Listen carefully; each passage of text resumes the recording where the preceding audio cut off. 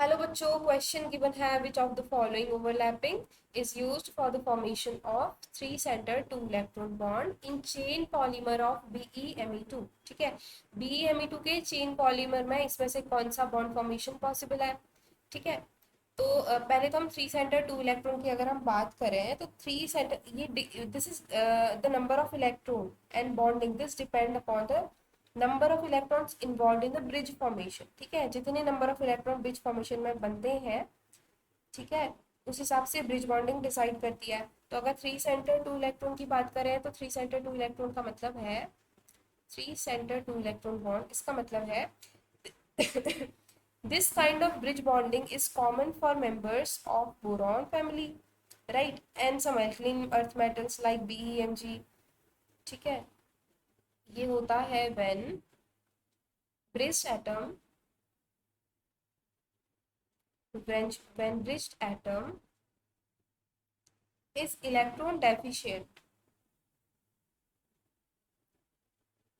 ठीक है, अगर ब्रिज एटम इलेक्ट्रॉन डेफिशिएंट है तो इस तरीके की बॉन्डिंग देखने को मिलती है। और पर्टिकुलर जो केस गिवन है हमें BeMe2। ठीक है, this is polymeric material, this one is a polymeric material. ठीक है, इसके केस में होता क्या है, इसमें एक पॉलीमर फॉर्मेशन होती है। ठीक है, थ्री सेंटर अगर हम इसका स्ट्रक्चर ड्रॉ करें बच्चों, तो इसमें चार सेंटर होते हैं बीइंग के। ठीक है, और ये कुछ इस तरीके से अरेंज रहता है कि एक सेंटर पे तो ये प्लेनर होता है। ठीक है, ये कुछ सेम प्लेन पे अरेंज रहते हैं, लेकिन जो उसका नेक्स्ट सेंटर होता है उसमें ये होता है बिलो द प्लेन। ठीक है, इसको हम इस तरीके से भी डिनोट कर सकते हैं, this one is below the plane. और ये जो एमी ब्रिज बॉन्ड से लिंक्ड होता है ये होता है अबव द प्लेन। ठीक है, तो हम इसको इस तरीके से देख सकते हैं, ये होता है अबव द प्लेन। ठीक है, और जो फर्दर नेक्स्ट होता है वो फिर से प्लेन में होता है। ठीक है, तो इसके बाद जो BeMe2 होगा वो फिर से दिस विल बी लाइक एमी बिलो द प्लेन, और ये हो जाएगा एमी अबव द प्लेन। ठीक है, ये सेम इस केस में भी हो जाएगा, this Me will be below the plane and this Me will be above the plane।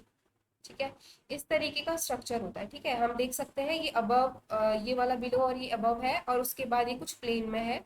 तो इस तरीके से इसका स्ट्रक्चर बनता है। तो देखो, इसमें B+2 ऑक्सीडेशन स्टेट में है, ये भी दिख रहा है। ठीक है, क्वेश्चन पूछ रहा है which of the following overlapping is use, इसमें कौन सी ओवरलैपिंग यूज हो रही है। ठीक है, इसके जो पॉलीमर स्ट्रक्चर है, चेन पॉलीमर स्ट्रक्चर, इसमें कौन सी ओवरलैपिंग यूज हो रही है। तो अगर इसकी हाइब्रिडाइजेशन हम निकालें बच्चों, इसकी हाइब्रिडाइजेशन हो जाएगी P1 P2 एंड P3।